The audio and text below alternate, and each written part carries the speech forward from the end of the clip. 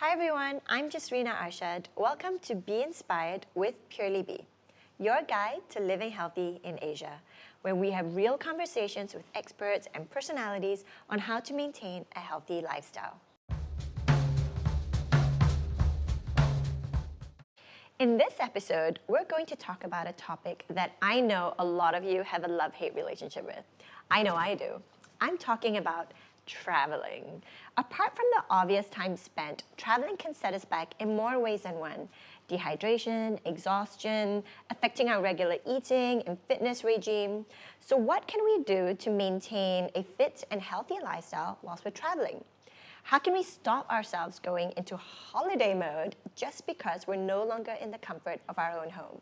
To help us delve in today's topic, I've brought in one of Southeast Asia's most well-known actresses whose extensive first-hand experience goes to show that traveling doesn't mean that you need to slip up on your healthy lifestyle habits.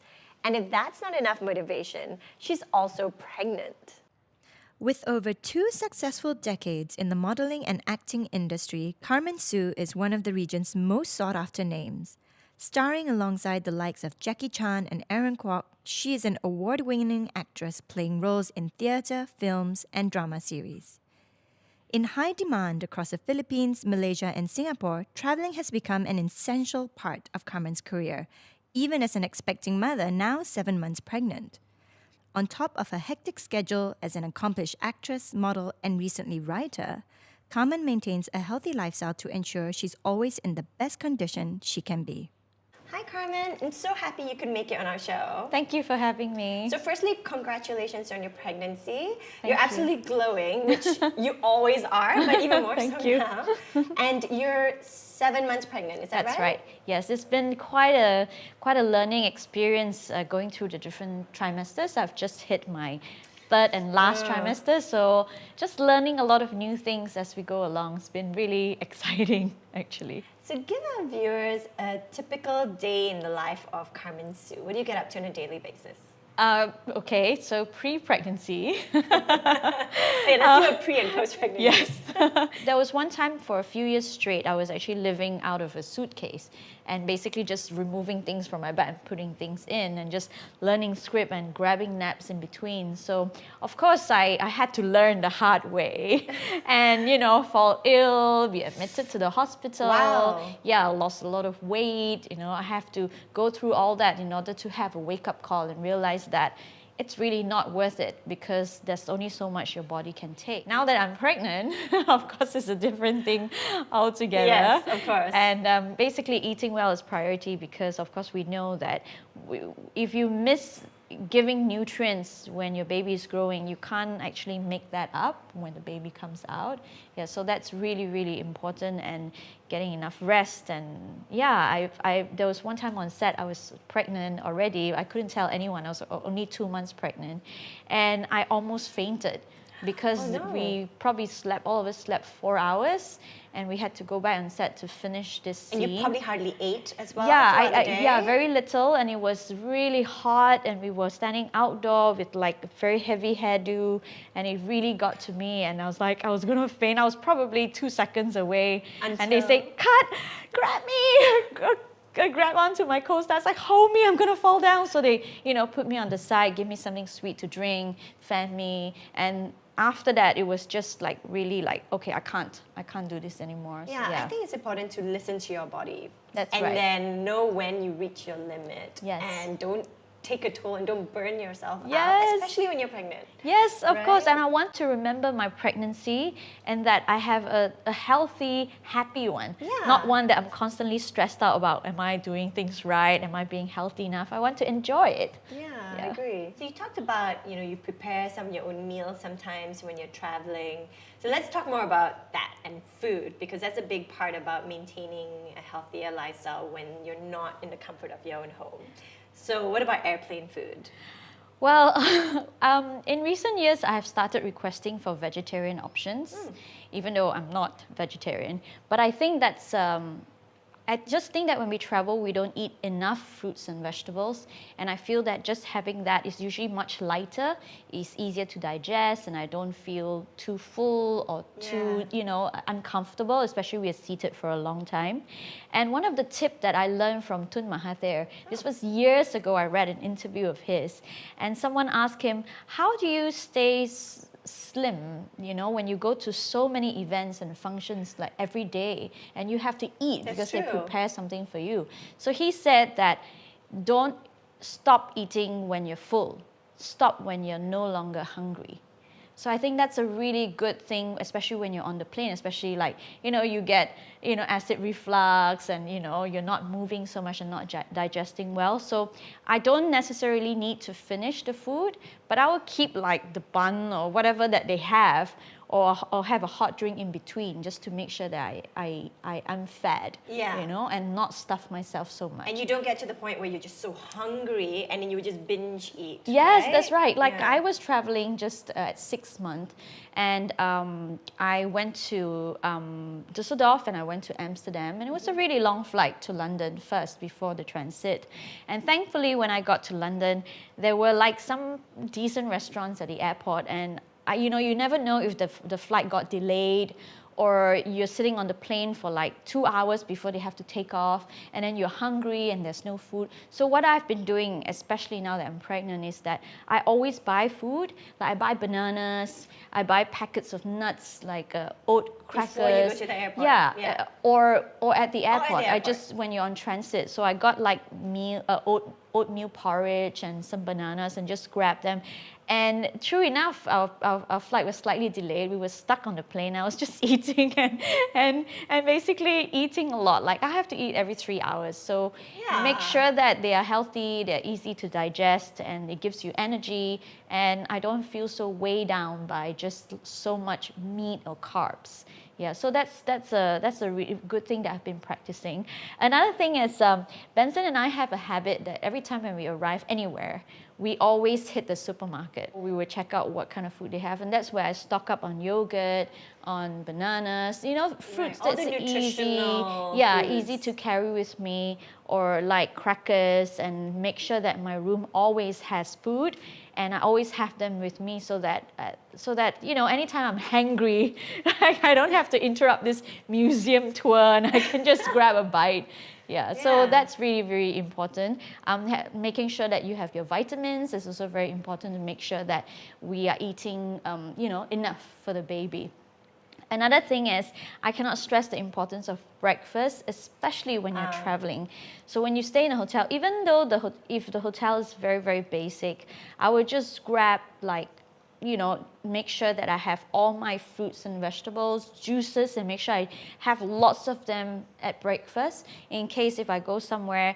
For example, you could be in a small town in China, right? You can't find anything but I don't know, just it's not always easy. So I make sure at breakfast I'm actually like taking in a lot of like fresh and healthy food, and I'll grab some yogurt and I'll carry it with me, or make a sandwich with egg mayo and just pack them and just carry with me. So that's really, really important for me. So I'd like to touch more on the self-care part, because I know it's so important to take really good care of your body, especially now that you're pregnant, and how to boost your immune system, especially during times that when you're traveling. So how do you do all that?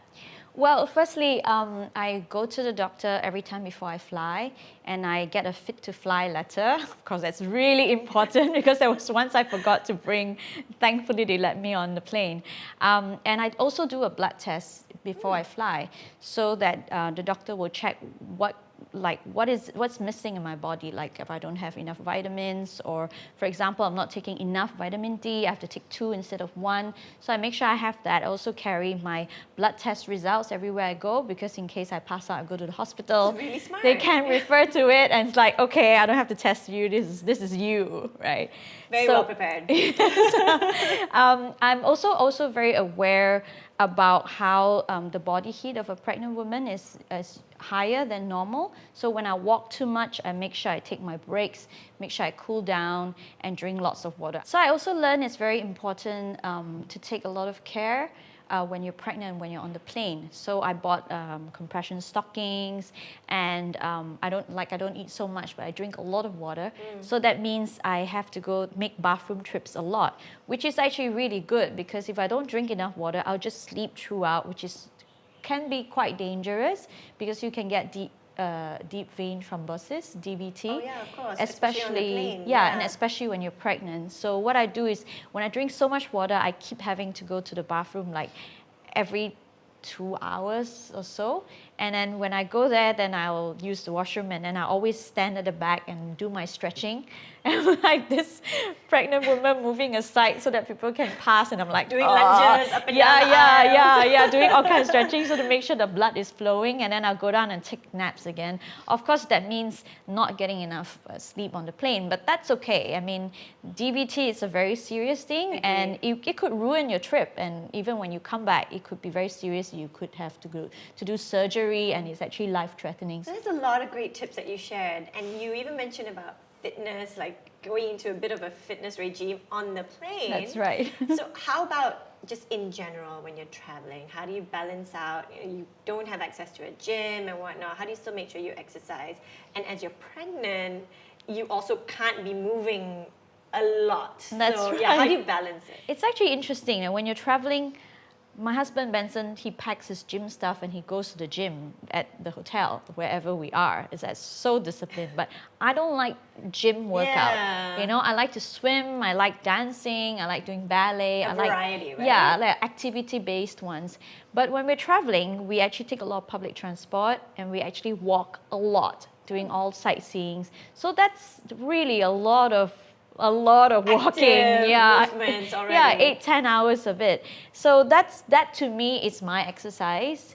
However, there is a downside in that when you walk too much, then my legs get swollen and my ankles just disappear. I mean, being pregnant, right? Yes, that's right. So what I do is, what I've been doing in my last trip is that we take a lot of breaks.